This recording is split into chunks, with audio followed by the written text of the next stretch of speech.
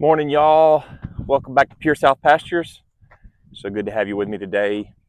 It's another warm day. The wind's blowing like crazy, so I hope that doesn't affect the video too bad. But it's a nice day. As you can see, the sun is shining. It's going to be close to 70 today. Look, the barn cat's right here waiting to get in.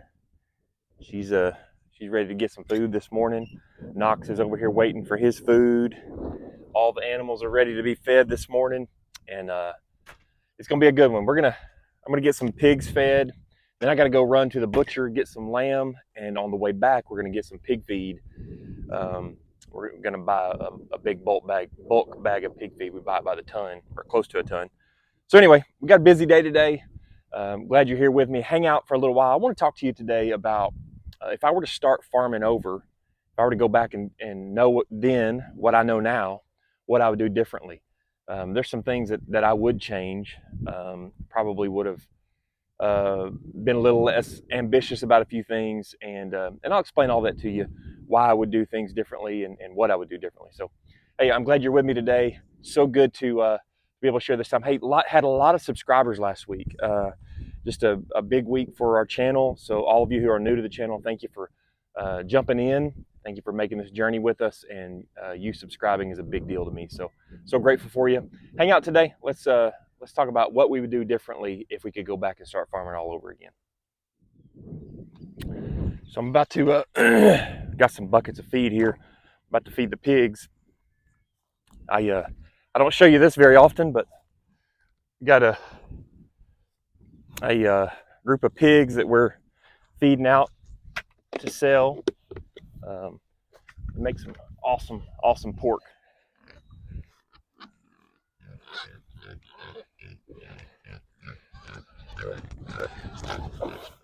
So it's important for you to understand that our context is that this is all new to us, and so everything we're doing, we're learning as we go.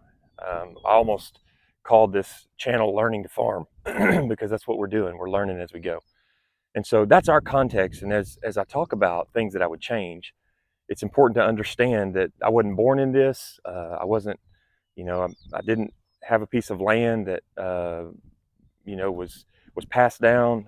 It's just trying to get everything going from the very beginning. So that's important to understand. Also, I want you to see, look at this grass is growing. This is February, man, and this grass is growing. I was noticing this morning a bunch of hairy vetch, and if you know anything about hairy vetch, it's a legume. It's going to put nitrogen in the ground, and yeah, it's awesome to have it here. This grass is really growing. So.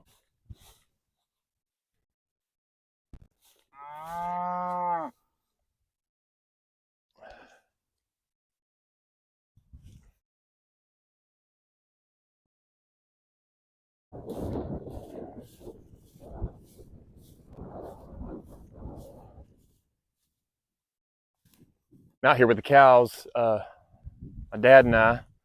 This is Henry Bateman, also known as Big Daddy, also known as Pops, also known as Herney B, and all kinds of other things.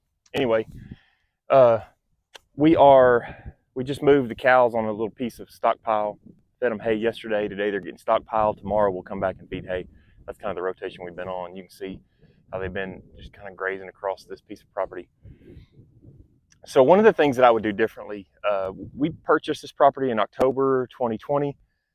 I was so excited to get things going, and we had all the infrastructure in place at this place on this piece of property. So I went out and bought animals in October.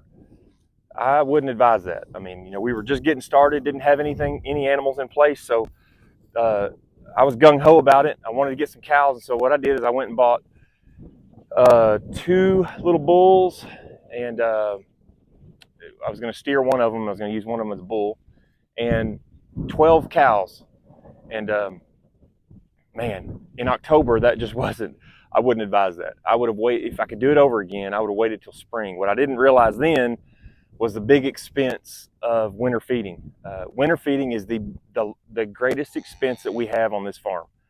So we purchase hay in. We don't cut our own hay. We don't have enough property to do all that, and I'd rather buy somebody else's nutrients and bring them here.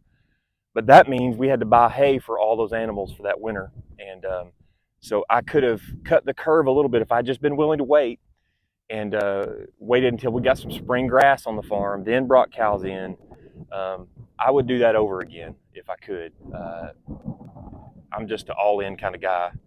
When I'm excited about something, I go for it, and I just jumped the gun a little bit on that. And I cost myself money that I didn't. I could have asked them to hold those cows until spring, maybe even put down a down payment on them, and then brought them in spring when I had grass on the ground. I wouldn't have had to incur all the cost of feeding them over the winter.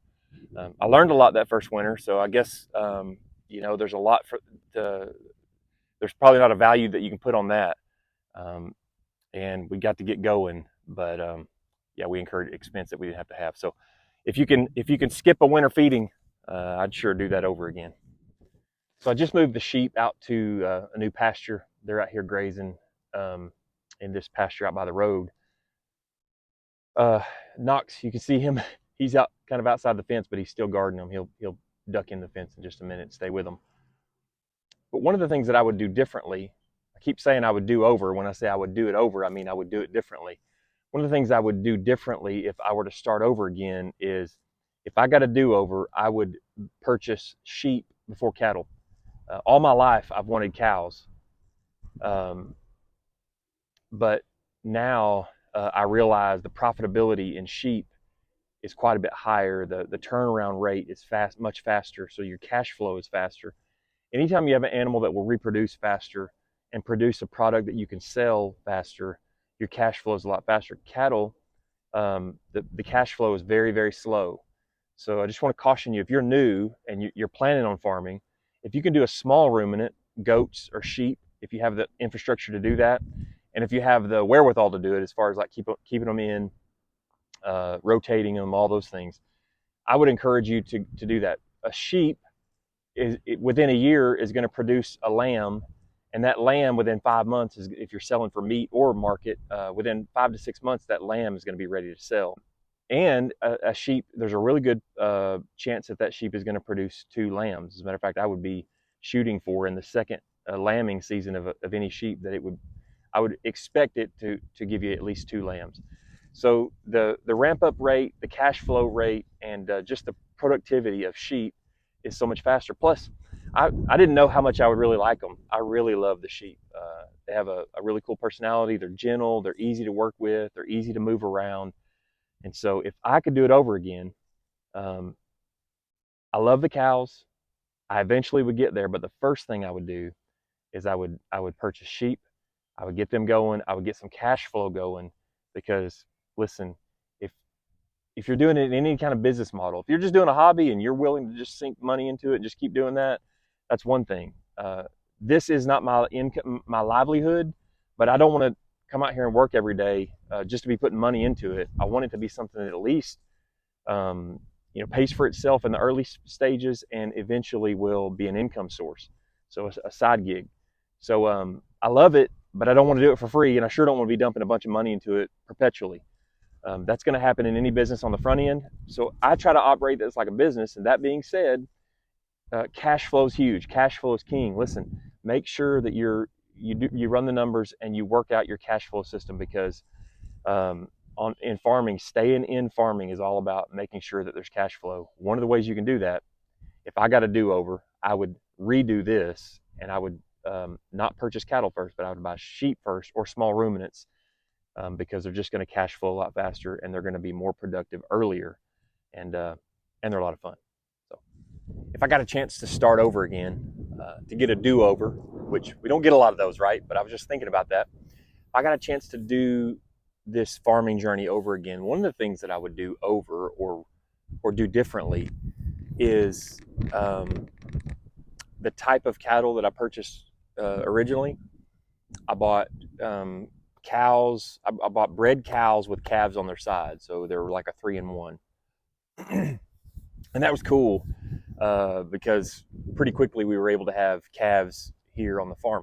One of the things I love about cow-calf deal is just the excitement, the joy of having calves. I mean, it's incredible.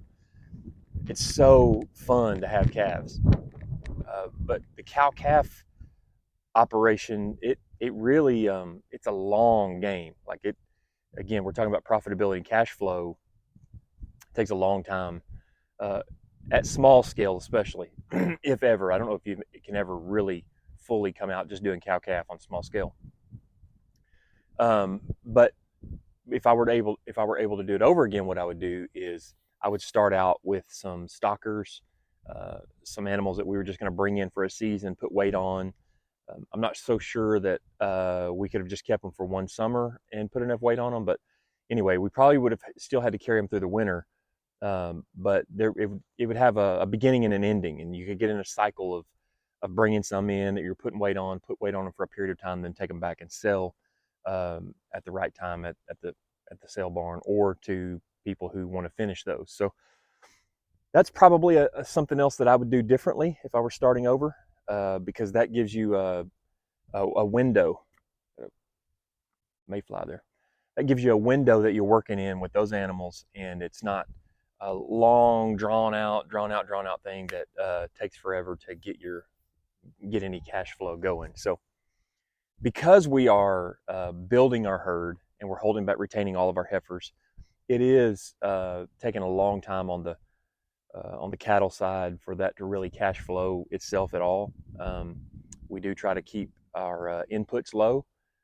We're grass only. We do mineral, and this winter I've done some protein supplement just because I'm feeding some less than great forage, but they're doing pretty good.